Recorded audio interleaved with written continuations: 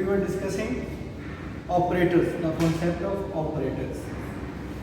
We have different types of operators. Usually we have linear operators, sum operators, okay, product operators, and then differential operators, integral operators, okay.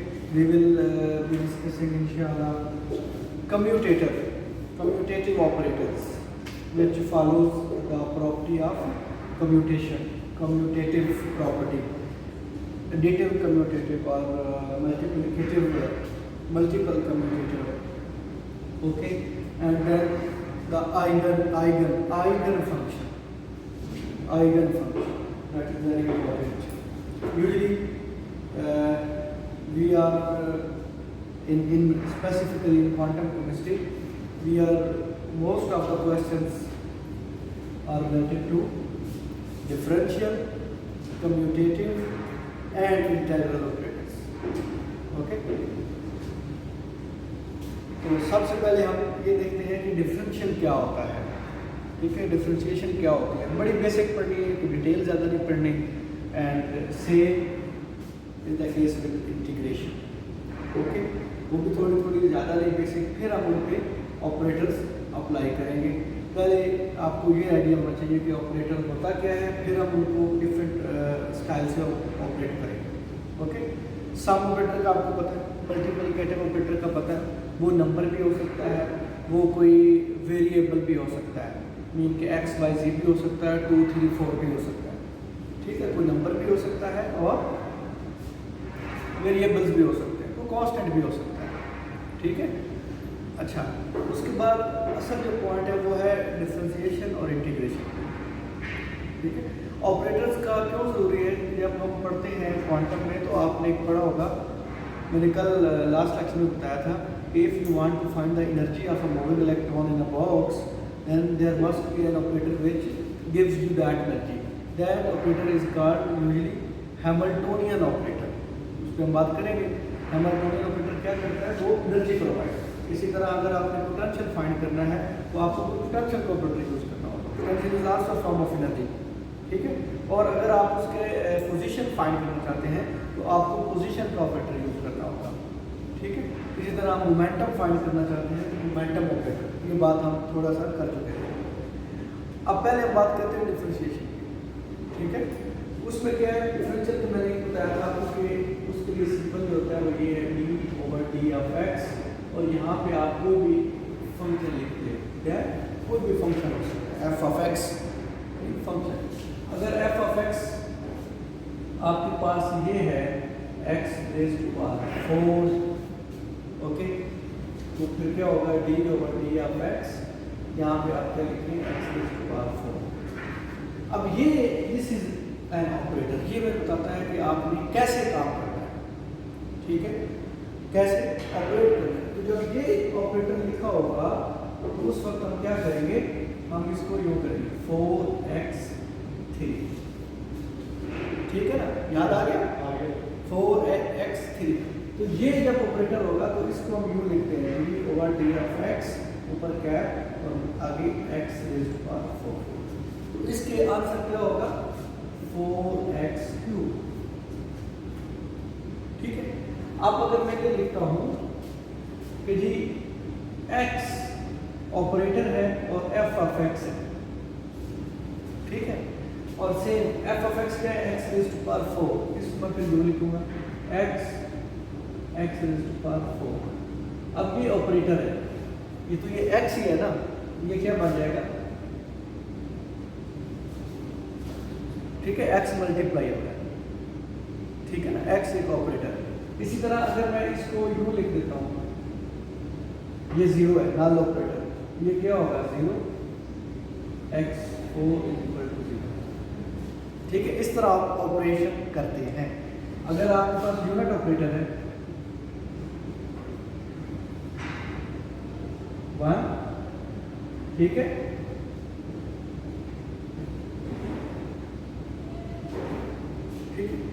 चीज़ें वही है, बस जरा sense style है कि आपने ये देखना है कि ये ऑपरेटर बेसिकली होता है, ठीक हो गया। नल ऑपरेटर किससे भी मल्टीप्लाई करेगा 0, यूनिट ऑपरेटर करेगा तो वो वही आंसर होगा जो वो है जो फंक्शन है। अब यहाँ पे मल्टीप्लिकेशन हो रही है एक्स ऑपरेटर जी ऑपरेटर ये है, ठीक है। सम टाइम ये कुछ यूँ लिखा होता है कि भाई एक ए ऑपरेटर है और एक बी ऑपरेटर है, तो ए को हम एक्स कह देते हैं, ओके, बी को हम D over D of x कह देते हैं, ठीक है। इनके टू डिफरेंट ऑपरेटर हैं आपके पास।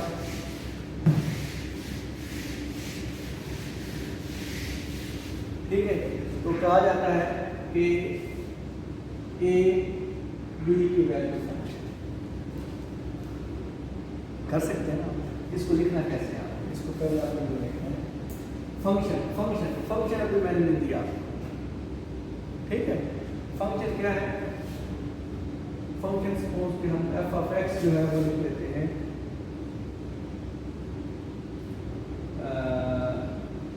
एक्स प्लस 2x, जो तो लिख सकते हैं ना। इसको क्या कहते हैं 3x, यस सर, है यस सर। चलो फंक्शन मैं कहता हूँ आपके पास 3x, ठीक है। अब आप क्या करेंगे, जो लिखेंगे a b f, ठीक है भाई। इसको क्या a square bracket b f, ठीक है ना। अब आप इनकी वैल्यूज देखें, a की वैल्यू क्या है x और b क्या है, f ऑफ x क्या है,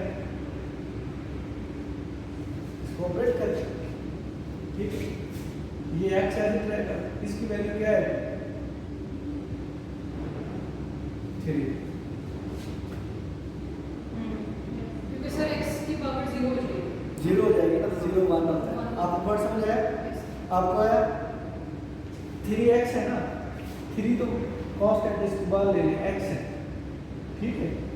अब x raise to power n है, यहाँ पे n की वैल्यू क्या है 1, वो जब 1 आएगा फिर x 1 माइनस 1 क्या हो जाएगा 0, 0 टू पावर 1 आ जाएगा, वो आपके पास 3, ठीक है 3। और इसको जब x से मल्टीप्लाई करें तो 3x, इसका मतलब है कि जब a b f of x का जो आंसर है वो 3x है, ओके। अब सिमिलरली अगर आपको कहा जाए कि b a फाइंड करें, क्या सेम आंसर आना चाहिए, यस सर, शाबाश। अब इसको करते हैं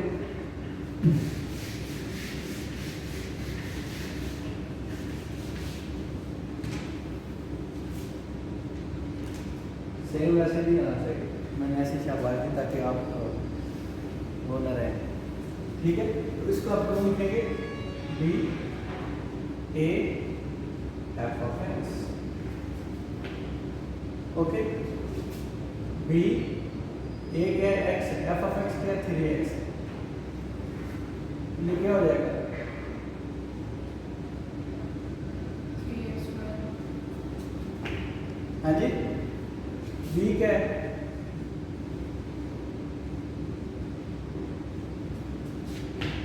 ये क्या बन जाएगा 6x, ठीक है। उसका आंसर होता है इसका आंसर। जब आप इस तरह करते हैं, सर 6x कैसे है,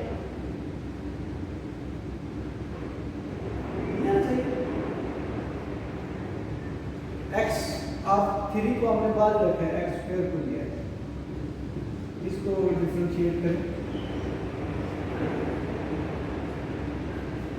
समझ आया नहीं आया।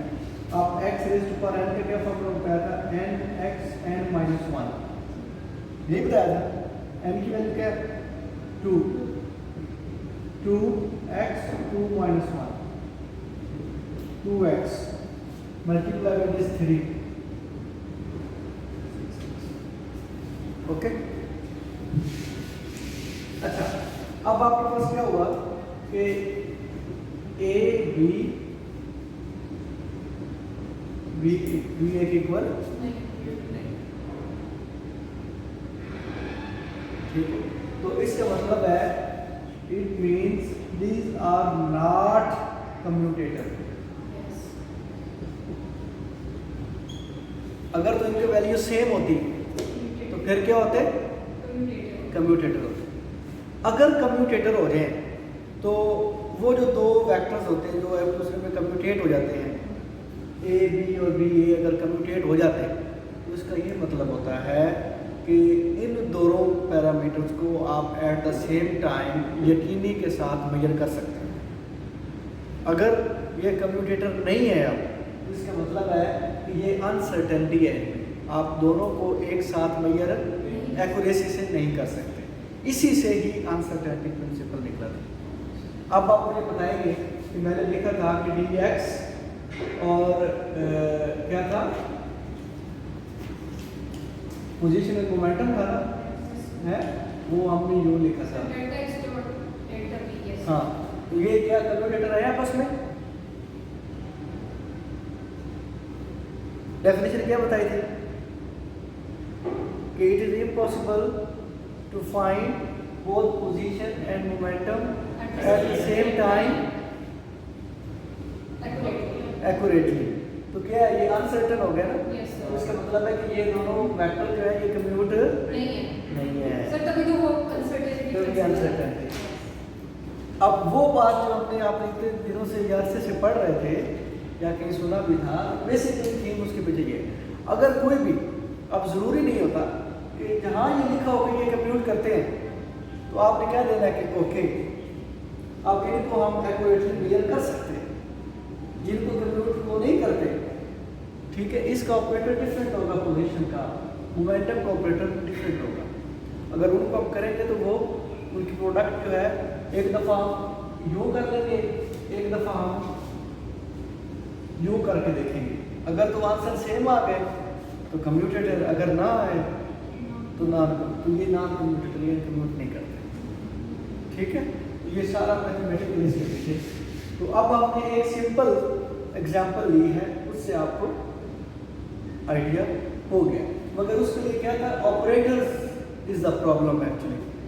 ऑपरेटर का पता होना चाहिए कि उसका ऑपरेशन क्या है। ये तो पोजीशन है, सिंपल मल्टीप्लिकेशन है, और ये आपके पास डिफरेंशियल ऑपरेटर है, इसका आपको आगे फंक्शन का पता होना चाहिए। वो एक फंक्शन तो आपको पता लग गया कि जब x raise to power n होती है तो उसको कैसे करते हैं। दो फंक्शन और है वो बताने हैं इसके डिफरेंशियल के।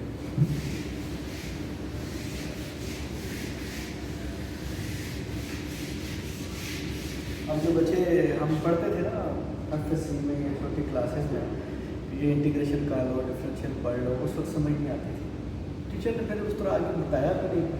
असल एप्लीकेशन ये है, देखो डिफरेंशिएशन की, आपने उसकी वो प्रॉपर्टी निकाली और एट द एंड आपको रिजल्ट कितना अच्छा मिला कि आप कहाँ जाकर उसको अप्लाई करते हैं। अच्छा, अब एक और चीज़, अगर आपके पास इसको हम यू भी लिखते हैं, D over F x, F of x लिखा हुआ है ना बेटा, इसको हम एफ प्राइम ऑफ एक्स भी लिखते हैं। इसका मतलब ये है कि ये डिफरेंशिएट हो के आंसर आया आफ्टर डिफरेंशिएशन, इसको यू भी लिखते हैं। अगर यू लिखा हो तो इसका मतलब है कि 2 टाइम डिफरेंशिएट हुआ। अगर इस तरह लिखा हो तो उसका मतलब है 3 टाइम। इसको इधर कैसे लिखते हैं, D square over D x, और यहाँ पे क्या लिखते हैं। अब आपके पास मैं लेता हूँ कि फंक्शन है जी एफ ऑफ एक्स, ये है जी एक्स रेज़ टू पावर 4। मैं कहता हूँ कि इसका ये फाइंड करें। अब आपको पता होना चाहिए आपने क्या फाइंड करना है। थर्ड डेरिवेटिव फाइंड करना है। फर्स्ट डेरिवेटिव क्या होगा, 4x क्यूब। सेकेंड डेरिवेटिव क्या होगा, 12x, ठीक है। थर्ड डेरिवेटिव क्या होगा, 24x। सर इसका जरा फोर्थ डेरिवेटिव है, ले फिफ्थ तक जाए 124 आ जाएगा सर। और लास्ट क्या आएगा, 0। कांस्टेंट नंबर का डेरिवेटिव 0 होता है क्योंकि उसमें वो पावर m तो बचती नहीं है, ठीक है। तो ये उस वक्त तक है जब तक वो फंक्शन 0 नहीं हो गया, ठीक है। तो अब इसका डेरिवेशन का वैसे बड़ा बेनिफिट है। जब हम स्पेक्ट्रम वगैरह लेते हैं तो वहाँ पे रेजोल्यूशन में कैमरे की रेजोल्यूशन होती है, वहाँ पे मशीन्स डिफरेंट होती हैं, वो इसी प्रिंसिपल पे काम करती हैं, कह सकते हैं। कौन सी मशीन? डिफरेंट मशीन्स होती हैं सर, इनसे हम फाइंड कर सकते हैं क्या? कुछ वैल्यूज, जैसे सर अभी आपने बात की स्पेक्ट्रोमीटर वगैरह। हाँ नहीं, सारी इस पर ही कर रही होती कुछ है। सर। कुछ में कुछ होता है, कुछ पैरामीटर्स, कुछ फंक्शन ऐसे होते हैं जो इस चीज़ पे अप्लाई कर रहे होते हैं। मसलन यूजली अगर हमारे पास एक कार आती है ना, TGA थर्मोग्राविमेट्रिक एनालिसिस का नाम सुना होगा आपने। TGA की कार यूजली इस पर आती है आपके पास, ठीक है। अगर उसका फर्स्ट डेरिवेटिव ले लेना, ठीक है, तो एक्चुअली ये पॉइंट हमें फाइंड करना है। अगर हम इसका फर्स्ट डेरिवेटिव ले लें, ठीक है, तो ये कुछ यूँ आ जाती है, तो हमें वो पीक 4 पॉइंट मिलना शुरू हो जाते हैं, ठीक है। तो ये बड़े अच्छे इसके प्रिंसिपल हैं जो हम यूज़ करते हैं जी। आपने इसको करना है ना डिफरेंशिएट, तो ये क्या होगा, 3 बार है वो, ठीक है। तो इस तरह आप डिफरेंशिएट, अच्छा इसको कौन भी कर सकते हैं, क्योंकि ये क्वांटम में बड़ा यूज होता है। जब बहुत स्मॉलर लेवल पे आप डिफरेंशिएशन कर रहे होते हैं, बड़े छोटे छोटे बेसिक डिफरेंशिएशन क्या होता है कि इंटीग्रेट होता है सब चीज़ों को इकट्ठा करना, डिफरेंशिएट उनको पीसेस में कन्वर्ट कर देना, उनके हर पार्ट को अगर आप सेपरेटली सॉल्व करते हैं, ठीक है। इसको हम यूँ भी लिखते हैं, जब बहुत स्मॉल लेवल पे आप काम कर रहे होते हैं ना, उसको कर्ली ओवर कर्ली एक्स लिखते हैं। कर्ल बोलते हैं, कर्ल एक्स, ठीक है। इसको कुछ कर्ली भी बोलते हैं लोग, ठीक है, कर्ल ओवर कर्ल एक्स। तो इसका मतलब भी क्या है, डिफरेंशिएशन। इसको आप यूँ भी लिख सकते हैं, इसका क्या मतलब है, सेकंड डेरिवेटिव। इसका क्या मतलब है, थर्ड डेरिवेटिव, ओके। तो इसको क्या कहते हैं, कर्ली कर्ली कर्ल कुछ बोलते हैं, कुछ कर्ली भी बोलते हैं, आप कर लो कर्ल एक्स, ठीक है। तो ये भी बेसिकली स्मॉलर लेवल पे, ठीक है। तो ये बताने का मकसद क्या है, अब अगर मैं एक लाइन लिखूंगा तो आपको समझ आ जाएगी। मैं ये लिखता हूँ,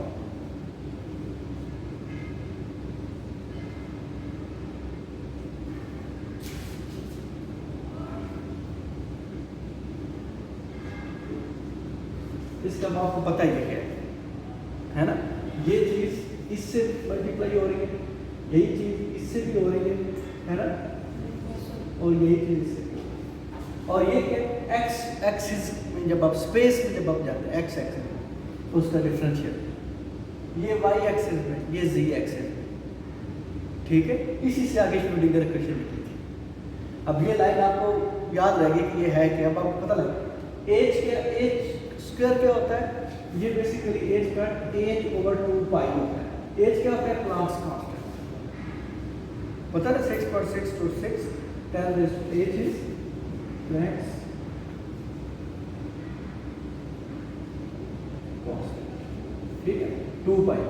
तो h ओवर 2 पाई h का इक्वल होता है, और ये h और 2 और m जो है मैस ऑफ इलेक्ट्रॉन है जो दूर है, और ये इसका आप वो एक लेते हैं डेरिवेटिव। ये अब आपको आइडिया होगा, इससे हम क्वेश्चन बनाएंगे इंशाल्लाह, आपको मजा आएगा। क्वांटम थोड़ा बेसिक है मगर अच्छी लगेगी पढ़ने में। अब वो सारी चीज़ों की एप्लीकेशन आ गई ना कि आपने कहाँ लेके जा रहे हैं। अच्छा, अब यही चीज़ एक और करना चाहूँगा, अगर आपके पास एक्सपोनेंशियल फंक्शन आ जाए, कौन सा आ जाए, एक्सपोनेंशियल, बस f of x is equal to e raised to power x, तो इसको डेरिवेट कैसे करें। अगर इसको मैं फर्स्ट डेरिवेटिव लेता हूँ तो वो सेम ही रहता है, ठीक है। क्यों होता है, बेसिकली क्या है, this is actually e n x, ठीक है।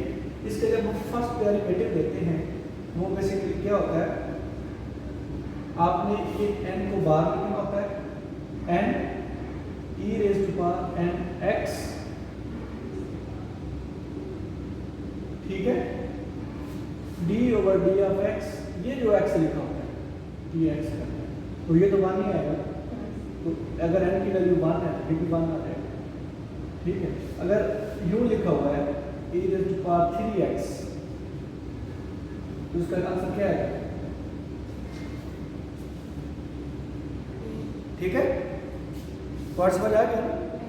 हाँ जी। इसी तरह अगर आपका ट्रिग्नोमेट्रिक फंक्शन आता है, क्या है ट्रिग्नोमेट्रिक, बस वो दो ही आप याद रखें, साइन और कॉस, ज़्यादा दूर नहीं जा रहा आपके लेवल पर। अगर मैं लिखूँ f of x is equal to sine of x, mean this is trigonometric part and this is actually the angle जो साइन थीटा आप लिखते हैं, ठीक है। इसके मैं फर्स्ट डेरिवेटिव लेता हूँ, तो वो क्या होता है, साइन का first derivative cos of x D over D of this x is again, ठीक है। तो ये 1 ही आ जाएगा, ये कॉस ऑफ एक्स। ये मैं बार बार क्यों लिखता हूँ, ये इसलिए कुछ जगहों पे आप जब डायरेक्ट फार्मूला लिखते हैं तो लिखा होता है कॉस ऑफ एक्स, तो आपको आइडिया नहीं होता। फिर प्रॉब्लम कब बनती है, जब मैं यूं लिखूंगा ना साइन 4x, तो इसका आप आंसर क्या लिखेंगे, first derivative cos of 4x। अगर मैं ये स्टेप ना किया होता तो आप ये मिस्टेक कर देते। आप ये इसको फिर करना है, D over D of x of 4x, ठीक है। इसका आंसर क्या आएगा, 4 है ना। तो ये 4 cos ऑफ 4x। अगर मैं ये स्टेप ना करूं तो आप डायरेक्ट सिंपल के लिए तो वो ठीक रहता है, मगर थोड़ा सा जब कॉम्प्लेक्स आता है तो आप एक्सपोज हो जाते हैं। इसको आप यूं भी लिख सकते हैं, एफ ऑफ एक्स अगर मैं साइन 4 थीटा लिखता हूँ तो उसका आंसर क्या होगा, 4 cos of 4 theta,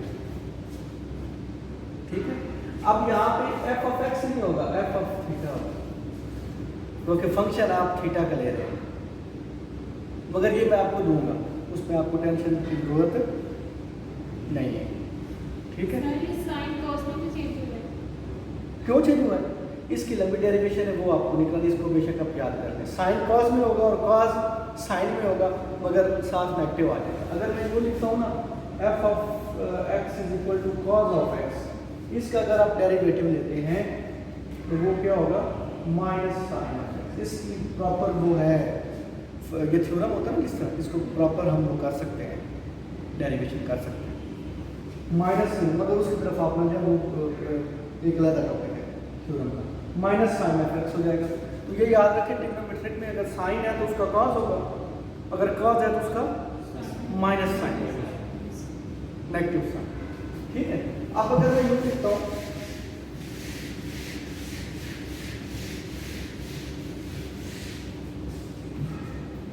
F of x है मेरे पास x plus cos of x, ठीक है। a है जी मेरे पास x और b है जी ये, तो आप a भी फाइंड कर सकते हैं, है ना, b a भी फाइंड कर सकते हैं, फिर बता सकते हैं कि ये आपस में कंप्यूट करते हैं कि नहीं, कर सकते हैं, इजी है ना। अगर इसी जगह अगर मैं यूं लिख दूँ फिर भी हो सकता है, अगर मैं ये एफ ऑफ एक्स जो है वो ये कर लूँ है, फिर भी हो सकता है। अब आप बेशक 100, 200, 300 क्वेश्चन बनाए, कॉन्सेप्ट वही है ना। अगर ये है तो ये है। अब इसका आपको मीनिंग का पता है, अब फिर इसका ये भी पता है कि ये जब इस पे ऑपरेट होगा तो कैसे करेगा, इस पे ऑपरेट होगा तो कैसे करेगा, इस पे ऑपरेट होगा तो कैसे करेगा, ये भी आपको आइडिया होगा, ठीक है ना। ओके, डिफरेंशियल यहाँ तक बहुत है।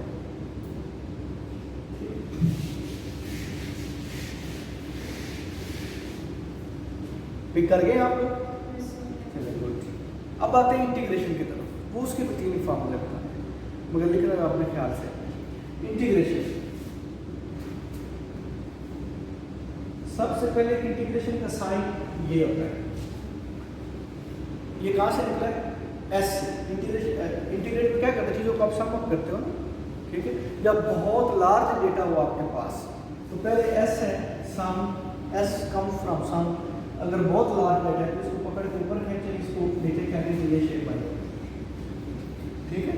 तो इसी से इंटीग्रेशन निकला है, इसको कहते हैं इलॉन्गेटेड एस। तो ये कंसेप्ट होना चाहिए, integration is basically doing the summation, sum, ठीक है। और कौन से जो कंटिन्यूअस फंक्शन होते हैं, बहुत लॉन्ग डाटा है, आप उसको सेट करना चाहते हैं, ठीक है, तो वहाँ पे आप इंटीग्रेशन का कॉन्सेप्ट, तो एरिया अंडर द कर्व निकालना चाहते हैं, तो सर ये एक मैंने बनाया है एब्जॉर्बेंस वेवलेंथ, ये एरिया बना दिया, इसकी कर्व का एरिया आपने फाइंड करना है, तो ये थ्रू इंटीग्रेशन आएगा। ठीक है, तो इस तरह आप इसको सॉल्व कर सकते हैं। और कंटिन्यूअस फंक्शन, और अगर डिसकंटिन्यूअस फंक्शन हो तो उसके लिए फिर आप ये सीरीज यूज करते हैं, समेशन, देखा होगा कहीं ना कहीं है ना, फिर समेशन लिखते हैं। ये आपका पार्ट नहीं है ऐसे, मतलब वो बहुत डिटेल में जाकर फिर हम करवाते हैं। इंटीग्रेशन के लिए इसमें क्या होता है, इसमें अगर x raise to power n है और dx, इसके लिए ये स्पेस होना जरूरी है। ये चीज इंडिकेट करेगी कि आपने काम क्या करना है, किसको इंटीग्रेट करना है। डिफरेंशियल और इंटीग्रेशन एक दूसरे का इन्वर्स है। मतलब इंटीग्रेशन में आप चीज़ों को सम अप करते हैं, डिफरेंशियल में आप उनको छोटे छोटे पार्ट्स में डिवाइड करते हैं। अब ये है x raise to power n dx, mean के x को इंटीग्रेट करना है। तो इसमें क्या होता है, आपने x सीखना है, n में +1 ऐड करना है और नीचे n+1 लिखना है।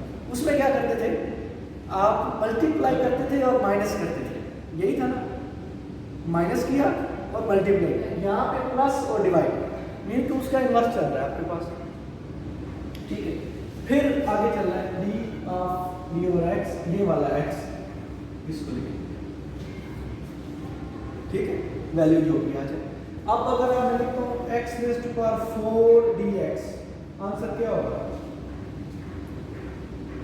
जल्दी जल्दी x raised to power 5 over 5 x 5 over 5। और सर आगे 4x cube, नहीं, आगे सिर्फ x को लेंगे आप, x की पावर नहीं नहीं पावर को, उसमें भी पावर नहीं लेते थे आप, ठीक। याद है ना, पावर नहीं लेते थे आप, यही पार्ट लेते थे। ठीक होगी बात। अब दुनिया जहाँ में जैसा भी होगा आप कर लेंगे।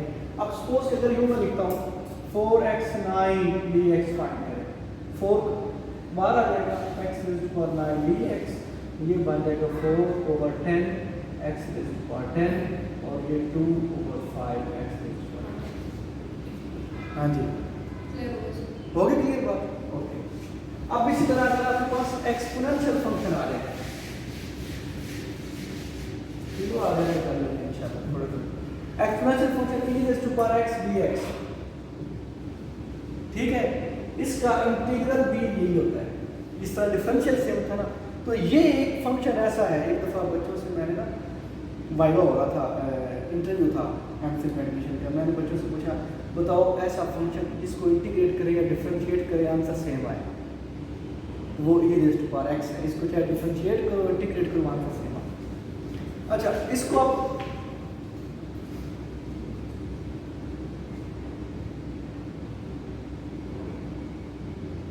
इसको कैसे करना है, इसमें e raise to power nx dx अगर आते हैं, है ना, तो इसको अपने को करना है e raise to power nx लिखना है और ये n नीचे लिखना है, बस उसमें मल्टीप्लाई करते थे ना, है ना, इसमें डिवाइड कर बस e raise to power 5x dx आता है, तो इसका आंसर क्या होगा, ये 5x over 5। वही बात क्लियर। अब तीसरा पार्ट था ट्रिग्नोमेट्रिक, ठीक है, उसमें भी दो ही फंक्शन करवाने हैं। मसलन आपके पास आता है साइन ऑफ x, डिफरेंशिएशन में क्या था कि साइन का आंसर क्या आता था, कॉस, यहाँ पे साइन x का माइनस कॉस x आएगा, ठीक है, और कॉस x का क्या आएगा, उधर माइनस साइन x आता था, इधर साइन x आ जाएगा, इन्वर्स चल रहा है, ठीक है, किसी एक को याद रख ले उसके मस्त है। अब वहां पे क्या था, मसलन ये आता है sine of 2 theta d theta आएगा आगे, वहां पे अगर डिफरेंशियल करते हैं तो इसका आंसर क्या था, 2 साइन ऑफ 2 थीटा, यही था ना। यहाँ पे क्या करना है, यहाँ पे 2 मल्टीप्लाई हुआ है, यहाँ पे 2 क्या होगा, divide, mean sine of 2 theta over 2, ठीक है। सर कॉस नहीं आना चाहिए दोनों जगह पे, इधर सर डेरिवेटिव में भी और इंटीग्रेशन, हाँ यस, इधर भी 2 cos ऑफ 2 थीटा आना चाहिए, मगर इधर माइनस साइन आना चाहिए, माइनस Good. कॉस आना चाहिए। हाँ जी, ठीक है। तो ये अब अगर आपको इसमें क्वेश्चन आता है,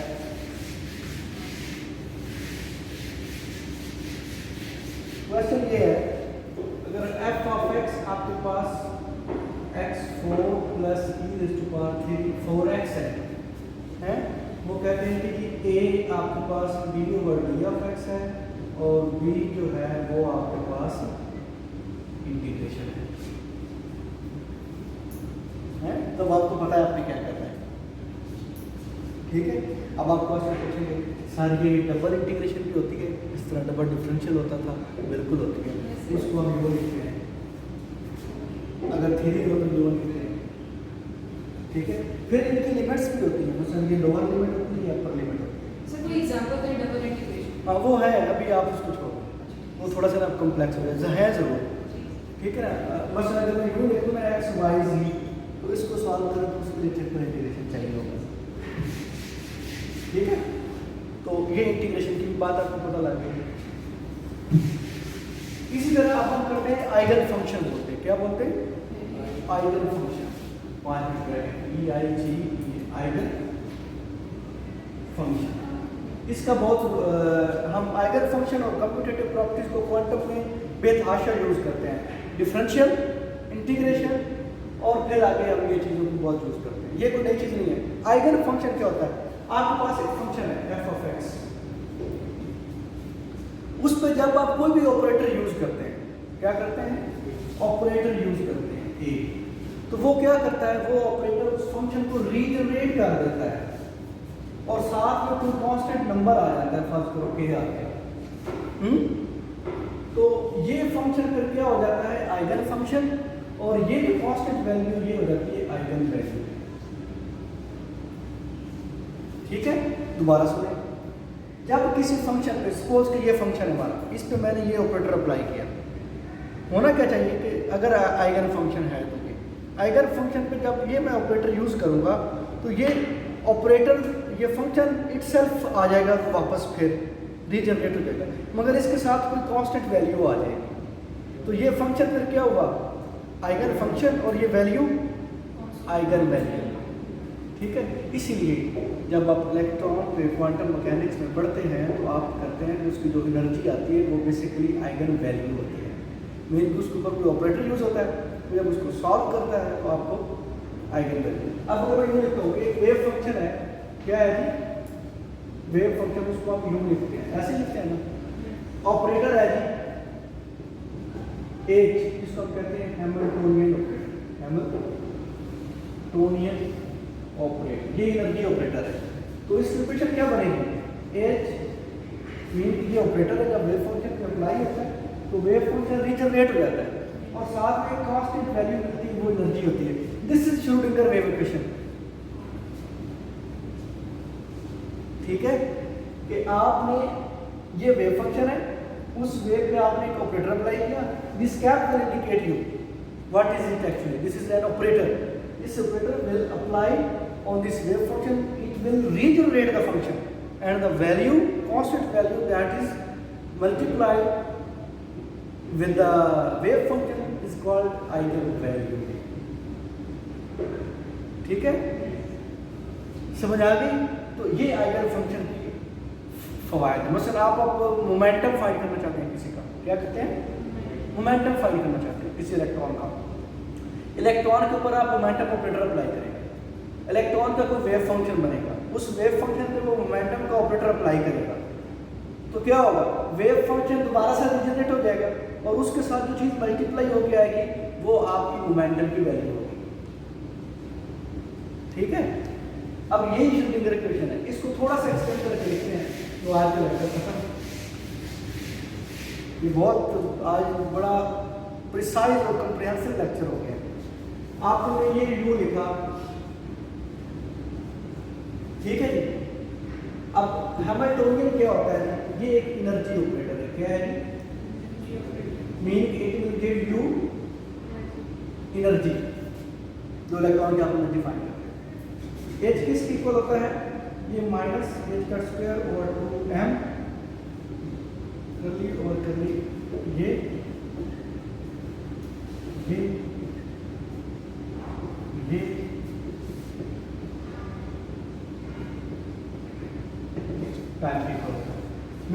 ये आपका एक एनर्जी है, ये V stand for potential energy, ये काइनेटिक एनर्जी होती है। ठीक है, ये पूरा H बनता है, हमने सिंपल लिखा।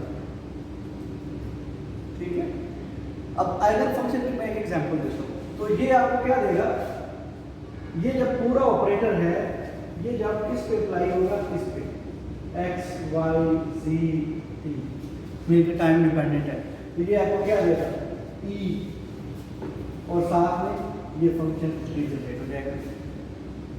ठीक है ना, तो इस तरह आपको ये इसको जब अब इसकी प्रॉपर मैथमेटिक्स है पूरी, ये हम कैसे कैसे सबके पता डिफरेंशियल है ना, तो किसी वेव फंक्शन की जो वैल्यू होगी इसको डिफरेंशिएट करेंगे, जो आंसर मिलेंगे वो एनर्जी मिलेगी। हिंट तो मिल गया ना आपको। जस्ट एक एग्जांपल, इसको हम सॉल्व नहीं कर रहे हैं, अगला टॉपिक यही है, उसके लिए बेसिक प्रूफ होगी। मसलन मैं कहता हूँ कि आपके पास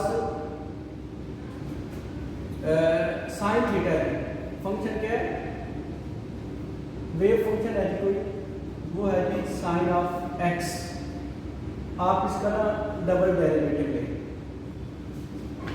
पहले सिंगल लेके देखिए फिर डबल लें। तो आपने बताना है कि कब ये आइगन फंक्शन बनता है और कब ये आपको आइगन वैल्यू देगा। मतलब फर्स्ट डेरिवेटिव लेते हैं तो क्या होता है, cos ऑफ x, तो ये तो इसके रिवर्स होगा, फंक्शन चेंज हो गया है, तो कुछ नहीं है। अब इसका सेकंड डेरिवेटिव है minus sine of x, function regenerate हो गया, Yes, sir. और ये negative 1 is the eigen value. तो इसीलिए जब साइन फंक्शन आता है तो हमेशा हम ये ले तो आपको आइगन वैल्यू मिलती है। इसीलिए श्रोडिंगर इक्वेशन में हमने डबल डेरिवेटिव लिखा हुआ है। ठीक है, क्योंकि उसमें साइनोसाइडल वेव स्टार्ट में पढ़ा था, स्टैंडिंग वेव साइन थीटा वाली वेव आती है, इसलिए उसमें डबल डेरिवेटिव लिखा है ताकि हमारे पास आइगन वैल्यू आइगन वैल्यू आ जाए, क्योंकि हमने एनर्जी निकाली है। ठीक है, ओके।